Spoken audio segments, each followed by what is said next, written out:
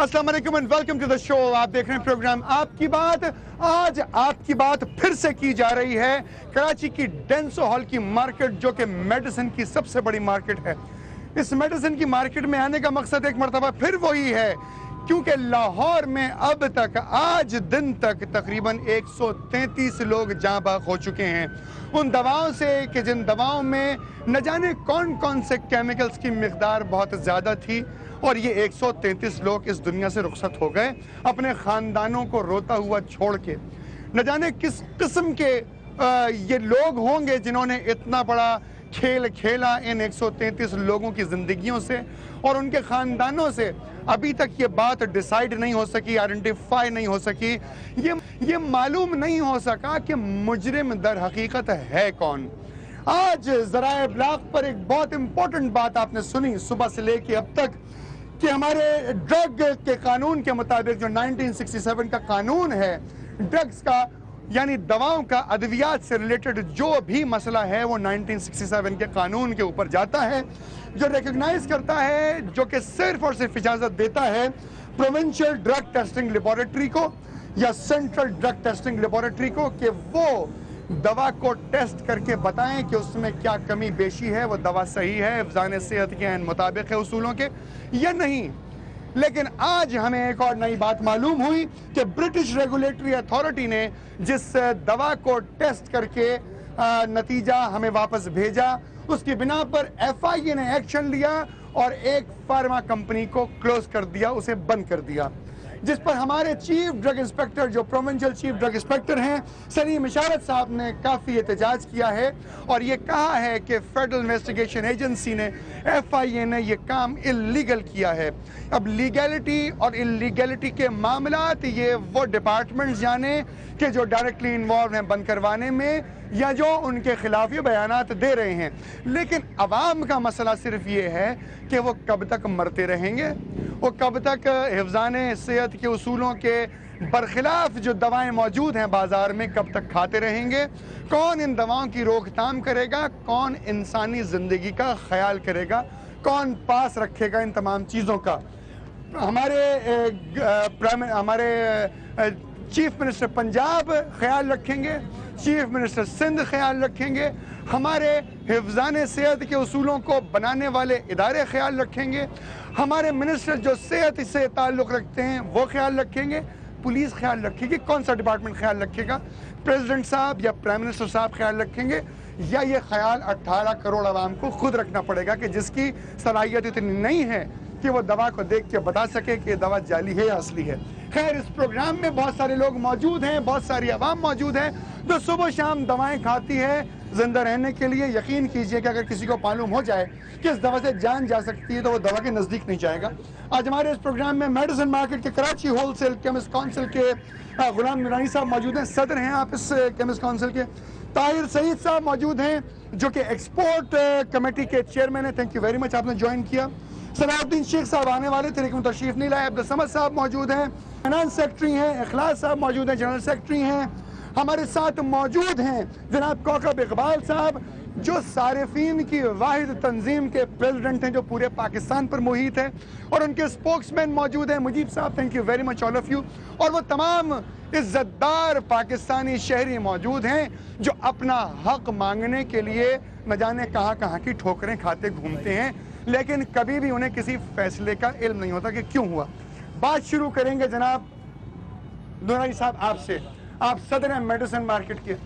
Medicine market में जो मौजूद दवाएं हैं, क्या आप समझते हैं कि उन दवाओं पर अवाम का ईमान अभी तक बहाल होगा या नहीं?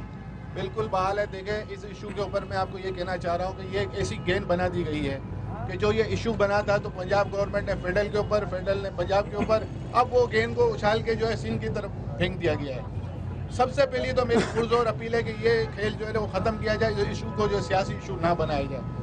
दूसरी बात है कि मैन्युफैक्चर कंपनी से अगर गलती हुई है, ये साबित हुई है यूके की लैब से, तो उसमें देखिए उसमें भी कोई, मगर आपका 1967 का कानून ये बात नहीं मानता, तस्लीम नहीं करता। 1967 का कानून ये मानता है कि जो भी अगर लैब की जो रिपोर्ट मानी जाएगी फेडरल की या प्रोविंशियल की, ठीक है ना। अब दोनों लैब की रिपोर्ट तो बिल्कुल, आप बहैसियत बिजनेसमैन, आप बहैसियत सदर इस काउंसिल के, जो केमिस्ट की काउंसिल है, आप क्या कहना चाहेंगे कि ये सही इकदाम हुआ है या गलत हुआ है? देखिए, जैसे किसी और अंदाज में होना चाहिए था। इसको सही प्रॉपर कानून के तहत होना चाहिए था। अब जो ये इकदाम हो रहा है, देखिए अगर कंपनी की तरफ से कोई फेलियर हुआ है तो अगर कानून के मुताबिक उस सेक्शन को आपको सील करना चाहिए, ना कि आप पूरी फैक्ट्री को सील कर दे और 5000 आदमियों को बेरोजगार कर दे एक ही दिन के अंदर। ये गलत हुआ है, गैर कानूनी हुआ है। उस दवा के अंदर, उस दवा में ये बता देंगे इस पूरे पाकिस्तान को देखने वाले लोगों को ये बता दीजिए कि उस दवा में कौन सा कंटेंट ज्यादा था, क्या चीज ज्यादा थी जिससे लोग मरे? एंटी मलेरिया उसके अंदर ज्यादा था, उसके अंदर 2% होना चाहिए जिसकी जगह 14% था। ठीक है, अब ये फेलियर है, बजाहिर फेलियर 2% की जगह 14% था। इखलास साहब, आप जनरल सेक्रेटरी हैं, क्या आपके ऊपर उन तमाम लोगों का एतमाद बहाल रहेगा कि जो दवाएं खाते हैं या दवाएं खरीदते हैं या दवाएं बेचते हैं? आपकी बात का एक शेर की ज़बानी जवाब देना पसंद करूंगा। खबरों की हसीन शायरा परवीन शाकिर ने गालिबन इसी मौके की मुनासबत से कहा था, कौन चाहेगा तुम्हें मेरी तरह, अब किसी तरह दिल ना रखना, घर का दरवाज़ा खुला रखा है, वक्त मिल जाए तो ज़हमत करना। अल्हम्दुलिल्लाह आज भी ग्राहक, आज भी डिस्ट्रीब्यूटर, आज भी रिटेलर इस मार्केट का रुख कर रहे हैं। 99.9% दवाइयाँ 100% कंपनी की ब्रांडेड असली हैं, बिल वारंटी के साथ हैं। इखलास साहब, एक मार्केट है जी, मरता क्या ना करता, डूबते को तिनके का सहारा, आएगा यहीं से खरीद के ले जाएगा दवा। जी, कहाँ जाएगा वरना? बात सारी है कि हम लोगों को खौफ खुदा भी। क्वालिटी कंट्रोल कौन चेक कर रहा है? फेडरल कर रहा है जी। मगर हमारे पास रिपोर्टर था, फाइनेंस देखते हैं कितना बड़ा झटका पड़ा होगा। हमें ये 65 करोड़ डॉलर की सालाना एक्सपोर्ट है हमारी लास्ट ईयर की दवाई की, लास्ट ईयर की। इससे सबसे बड़ा नुकसान एक्सपोर्ट पे होगा और ये देखना है कि इससे फायदा किसको होगा। क्या मतलब है आपका? हो सकता है कि इसके अंदर कोई टेररिज्म इन्वॉल्व हो, जिस तरह श्रीलंका की टीम के ऊपर हमला किया गया, हमारे मुल्क से क्रिकेट खत्म कर 2% और 14% के बीच में, तो मेरा ख्याल है कि टेररिज्म के चांसेस बहुत ज्यादा बढ़ते हैं। कौकब साहब, आपसे हम जरूर बात करेंगे लेकिन ब्रेक के बाद। बात सर मैं आपसे करना चाहता हूँ, ताहिर साहब आप एक्सपोर्ट कमेटी के चेयरमैन हैं, ताहिर साहब जरा नजदीक आ जाएगा और मुझे ये बताएं कि बेनिफिशियरी कौन है इस पूरे मामले का? सबसे ज्यादा फायदा किसे नजर आता है अगर हम इसका जायजा लें इस पूरे केस का? सर देखिए, मैं PCD Pakistan chemist and drug association से रिप्रेजेंट करता हूँ एक्सपोर्ट के हवाले से। एक्सपोर्ट के हवाले से मैं समझता हूँ बेनिफिशियरी इंडिया को फ़ायदा है। इंडिया ने पूरे अफ्रीका की मार्केटों पे छाया हुआ था।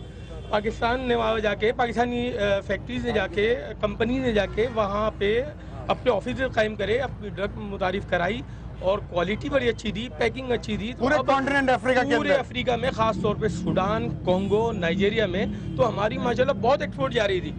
अब ये पिछले कई दिनों से, मैं 3-4 दिन से महसूस कर रहा हूँ कि लोग हमसे पूछते हैं कि भाई आपकी मेडिसिन सही है, क्वालिटी सही है, अब हमें एनालिटिक रिपोर्ट भेजें आइंदा माल के साथ। कोई भी माल एक्सपोर्ट करेंगे, एनालिसिस कौन करेगा? लेकिन सवाल ये है सर, सेंट्रल ड्रग लेबोरेटरी करती है और माशाल्लाह सही सेंट्रल ड्रग लेबोरेटरी करती है, प्रोविंशियल ड्रग लेबोरेटरी करके हमें इजाजत मिलती है, टेस्ट करने के बाद हमें इजाजत मिलती है एक्सपोर्ट की। ठीक है, तो मैं समझता हूँ उसका फायदा इंडिया उठाएगा और हमारे चैनल अच्छा नहीं कर रहा है जिस तरीके से एक चीज बात पे तमाम बुराइयां पाकिस्तान के अंदर दवाइयों में दिखा साहब, ये तमाम कौम जो इस वक्त दवाएं खाने वाली कौम है, इसके घर में न जाने कितने बुजुर्ग होंगे, बच्चे होंगे, खवातीन होंगी, मर्द होंगे जो दवाएं खाएंगे। किस तरीके से एतमाद बहाल होगा आखिर? सर इसके लिए एक इन्वेस्टिगेशन टीम बनाए जो वो देखे इसमें दवाई किसने शामिल करी, कौन साजिश है। ठीक है, कमेटी बनानी चाहिए, इंस्टीट्यूशन है। एक छोटे से ब्रेक के बाद आकर आपको बताएंगे कि पाकिस्तान में अगर छोटा सा पटाखा फूट जाए तो हमारे यहाँ के मिनिस्टर्स क्या कहते हैं और उसको किस तरीके से एनालाइज करते हैं। छोटे से ब्रेक के बाद वापस आएंगे, कहीं मत जाइएगा, इंसानी जिंदगी का मसला है ये।